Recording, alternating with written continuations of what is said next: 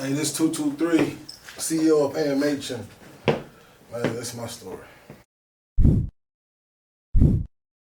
Alright, 223, what's going on with you, man? Chilling, man, trying to get it, Yeah. Where you from? Chicago, Southside Chicago, man.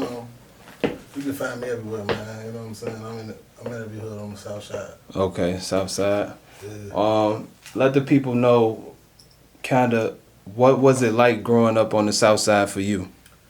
Man, look, man, a lot of memories, man.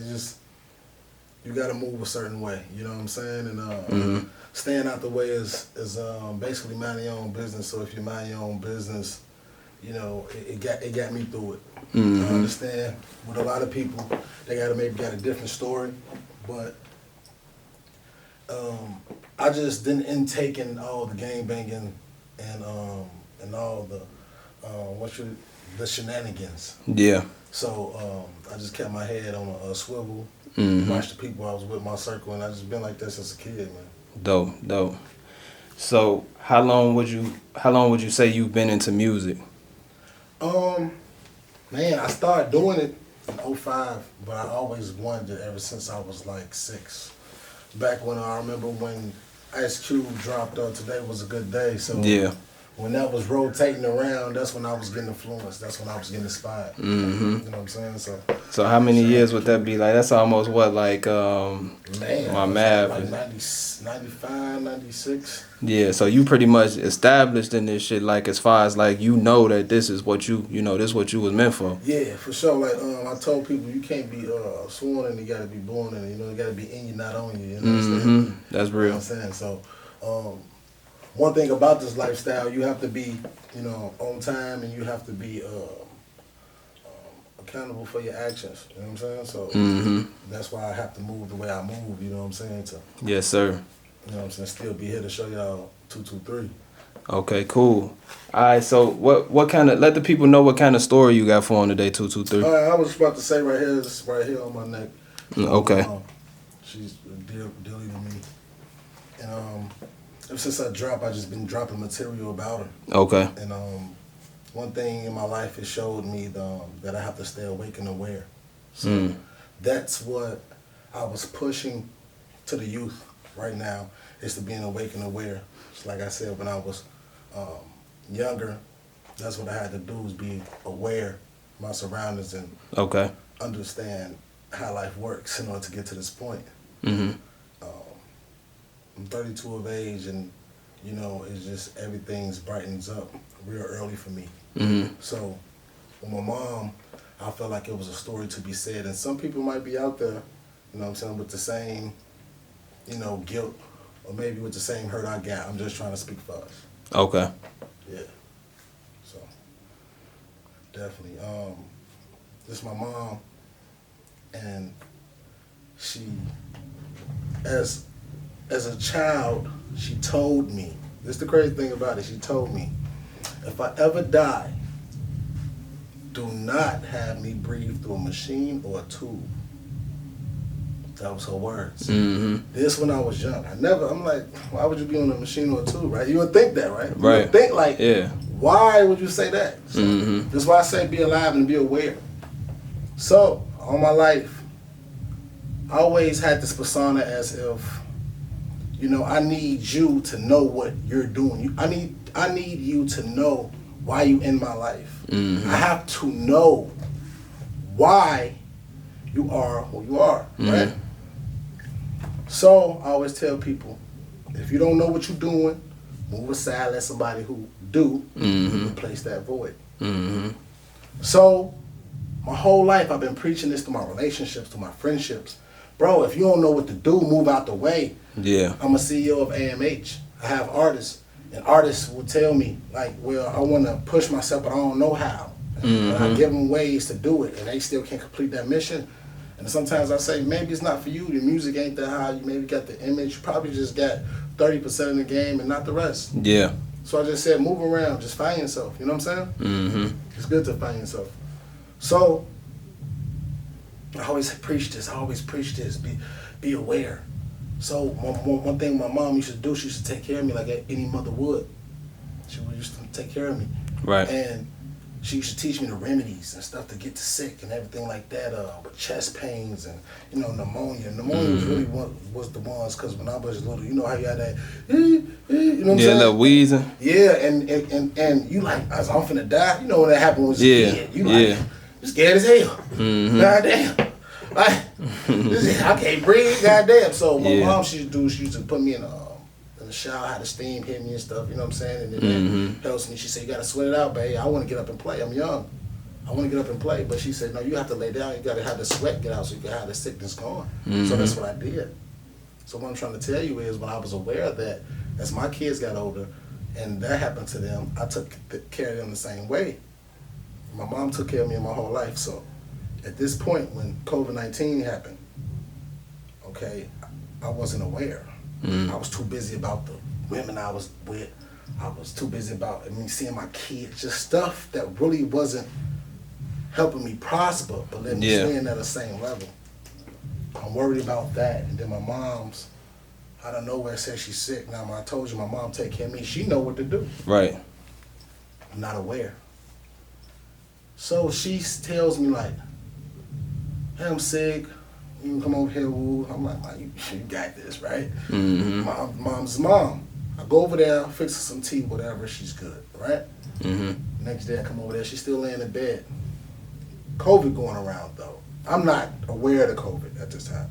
I'm on the streets, I'm doing this, I got stuff, niggas owe me money. Right. You know what I'm saying? I'm out here, you feel me? Right, so you saying at this point, you wasn't even aware of the COVID thing. It was on TV, COVID, but it ain't really, it ain't really got that close yet. Through the years of my life, this is, I'm about 30 now. 31. So at this point, everything that happened in my life, me and my mom, we always made it. So this thing, COVID stuff, I'm like, my mom got this. Respiratory issues. My mom, she had me at 37.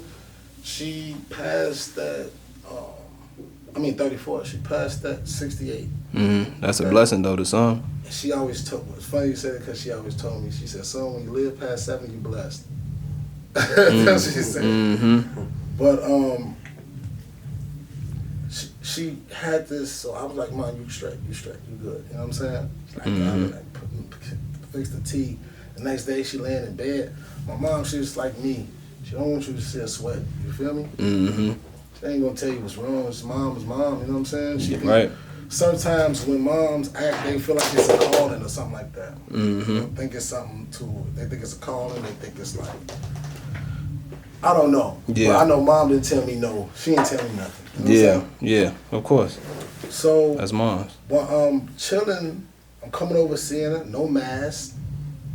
You know what I'm saying? My mom, she's straight. Third day, she's still in bed. We chilling though. Smoke a little weed, we cool, you know what I'm saying? Straight. Nothing too big. Well, if I recall, at that time my mom wasn't smoking, but it was just, everything was straight. Bro, that's the third day now, she sleep. The fourth day, we hearing rumors about people on the next block dying. We hearing, they was cool, they was straight, but in their sleep they died. You know, we hearing all this stuff, and it's like, it's close. Our people going through it. My grandma and granddad, they went through it. My grandma and granddad, 89 and 90 at the time. They still alive, God bless their soul. They was going through hospitals about the situation. It was just a time that I was like, you know what I'm saying? Like, I was in the confusion, like, okay, mom, she's straight. She's straight. Right. Good. So, it's the fourth day now. I just had something in my heart. I couldn't go home because I don't stay with moms, but I be at mom's house, you know? Yeah. I'm at mom's all the time. I go to mom's house, and some telling me, like, don't leave, bro. Yeah. So I'm like, I spin back around. I got a studio at mom's house. Spin back around, just do a song or something. So you had left, but came back? Yeah, I left, came back. Okay. Because it was just something was just like, man. Yeah. Go be with mom right quick, bro. Got you. And I was like, I'm telling you, on my way back to the crib, no cap, tears coming out my eyes. I don't fucking know why. Gee, I don't have no feelings for. I'm cooling. Why do I got graphophobia? I just thought about mom and I went back to the crib. I'm crying a little bit. And I'm like, skip it. Got in the crib. I'm sitting there at the foot of her bed. She got a chair at the foot of her bed. Mm-hmm. Somebody straight. She like, I'm cool. She go to sleep. I'm watching the whole time. I really can't go to sleep. I'm just watching her. Somebody just telling me to watch her. So I watch her. Morning come, put on the show, everything is cool. We straight. It's a normal day, right? Right. Then she started breathing, like. So I'm like, man, it's everybody saying that people is dying and, you know, out of a sudden, no, man, what is you okay? She's like, it's cool, it's cool, I just gotta, just put me in the bathroom. Put me in the bathroom, I was like, cool, I picked up, put in the bathroom, the shower, you know, just like she told me. Yeah, like stay awake, stay aware, yeah. You feel me? Yes, sir. Put it on what? I'm cooking up the remedies. I'm making remedies. I learn remedies from them. I'm doing all this shit that I can, bro. Mm-hmm. I'm going live with the situation. You can follow me on Facebook. I'm going live with the situation, and I'm making sure that you guys do not end up like me. In a position, panicking, doing your best, but do not panic. So I'm just telling that to people on live. Do not panic, but I'm panicking. Mm-hmm. People calling me like, cuz, I see you. Everything okay? Call me if you need anything. I'm cool. Straight. What you should do? People like, just cool it. I'm talking about like 4 or 5 family members. I'm not gonna say your names, but I talked to like 4 or 5. Everybody was just saying, just cool, wait it out.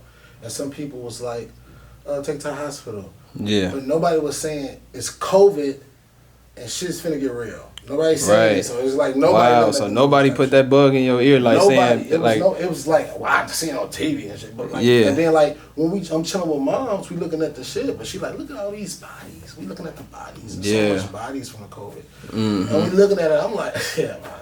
It's like I told you, I've been through all this shit in my life, and nothing happens to me and my mom. I'm talking about shoot us every goddamn thing. When something happens, me and my mom's untouchable. Thanks for the Lord. It's great, right? Yeah. So I'm looking at these bodies and I'm saying, oh, these people, that's crazy, losing their life, that's crazy. But we gonna make it through this shit, this ain't not nothing. So when we was doing that, I cannot lie, bro. I think that's what triggered me to go back that night, bro. That night when, you know, I went back, I swear, but that's when we was looking at the news. And that's when she was like, you see all them bodies? And I was like, yeah, that's you know. And when I went back and she started breathing like that and I panicked and I went on Facebook, a family member told me, if you don't know what to do, call the ambulance. Mm-hmm. Now my mom's, she like, think we should call the ambulance? I can't walk. I'm like, can't walk. So was she feeling dizzy or something or what? She couldn't walk, she couldn't move, bro. She couldn't walk, I had to like, I walked to the bathroom. I took that walk. I helped her to the bathroom, and she just sat down there. And she was like, "I can't move." And that's why I'm like, "Are you sure? Straight?" I'm trying to help her back to the bed. She's like, "Nah, I can't move." And then I called my cousin on the phone, and she like, "Take the hospital. If you don't know what to do, I'm not there. Nobody knows what's going on. I'm not finna come over there. I can't come over there." She was out of town, but she was just saying, everybody was telling me, do what you do. I ain't coming over there. COVID over there. Fuck y'all. That's how they quarantining, yeah. It's from probably y'all. Wasn't that. My family probably got much love, but I just felt like it was a real fuck you in the face. Fuck you. It's COVID. Yeah. And I'm like, fuck the COVID shit. Now, I did not know. Nobody told me, though. Nobody's not saying this. Nobody just like, pressing that. People just saying, okay, she's sick, whatever. Have her get good. Okay, so I said, Mom, finna call the ambulance. You think I should call the ambulance? She's like, I don't know. You think I could? Should? I said, I don't know. You think you should? She's like, I said, well, we ain't gonna call the ambulance then. And she was like, okay. I said, I think we should call the ambulance. You know what I'm saying? Like, okay. Yeah. And then she like, you think we should? I said, I don't know. Is you gonna get better? I don't know. Do you do this? Is any time you do? She's like, nah. I've never had this before. I've never had Right. this. So I'm hearing everybody is dying just off bat. You know what I'm saying? Mm-hmm. In their homes and the ambulance is escorting Right. them out. I think the motherfucker across the street died from me. Wow. So I'm like, oh shit.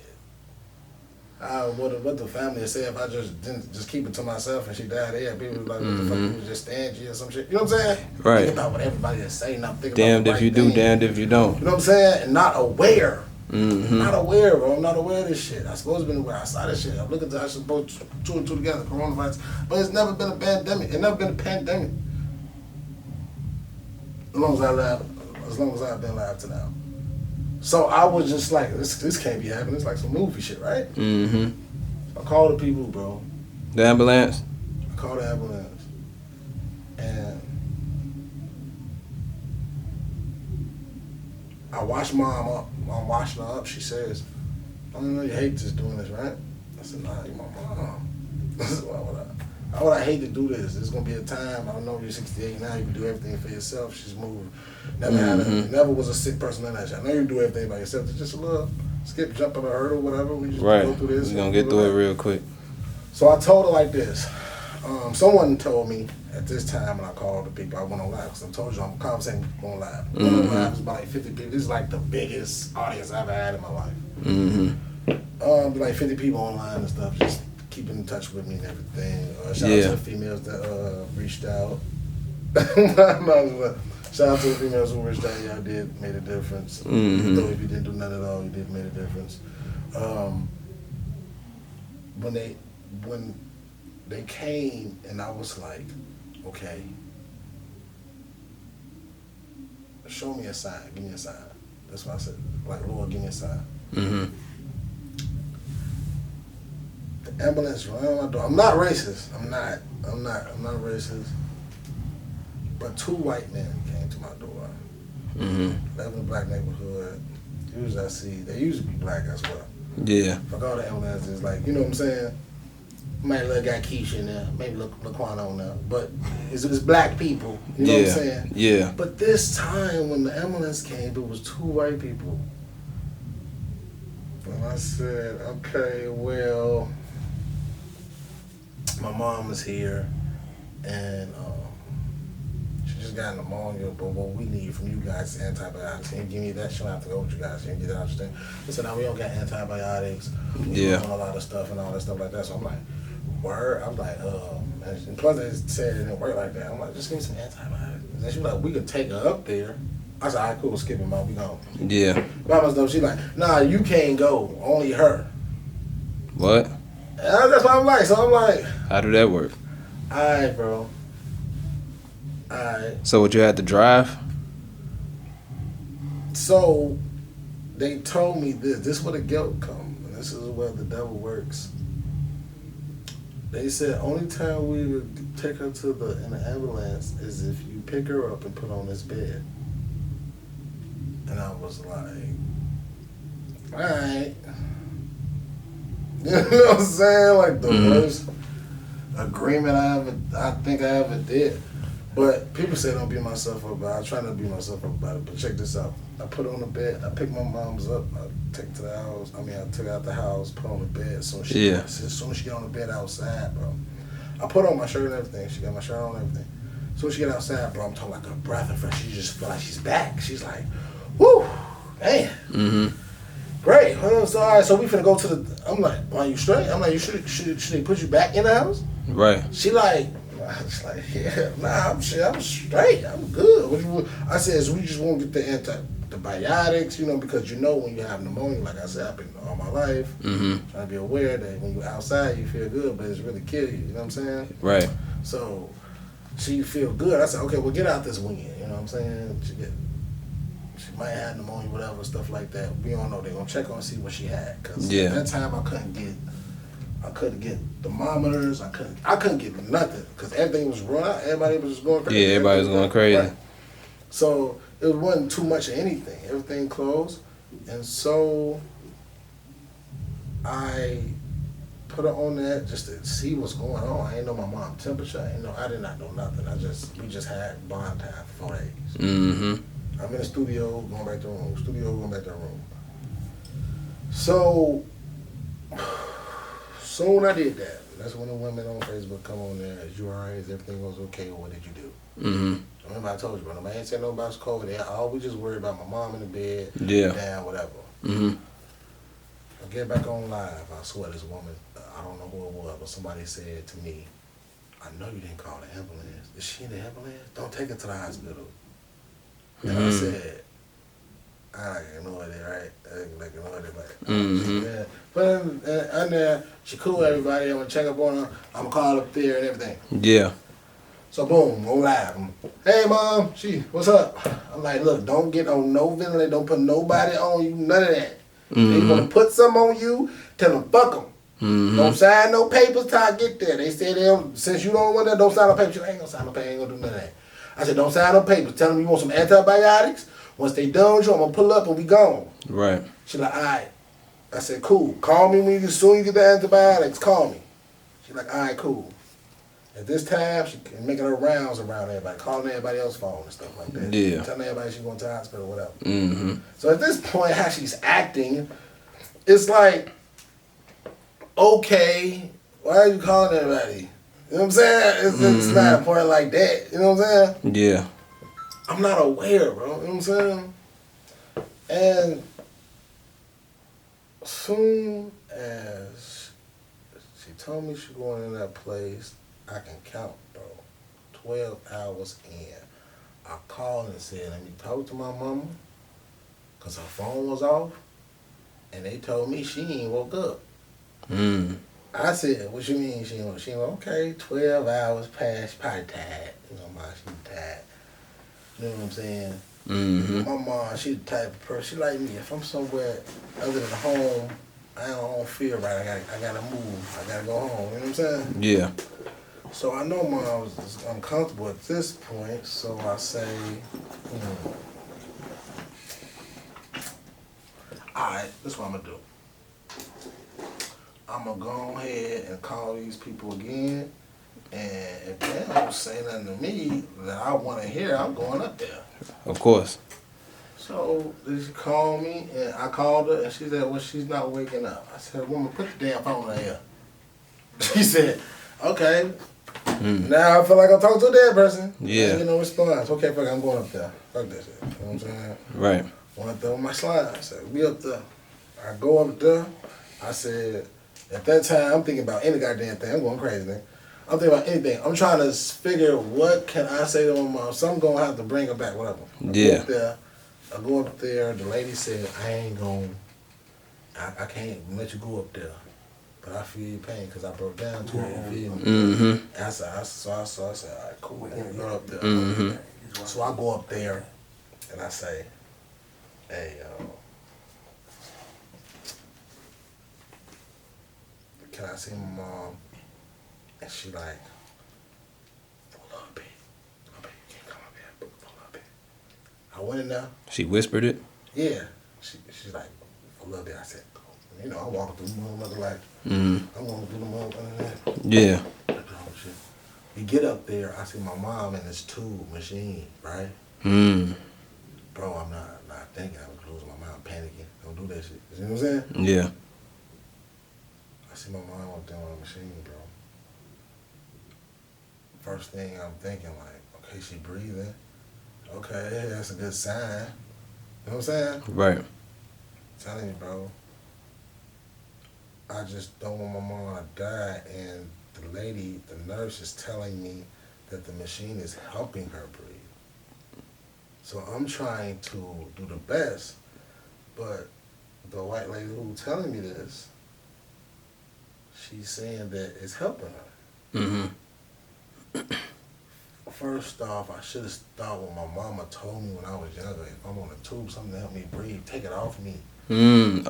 Wow. You see what I'm saying? She said this shit, bro.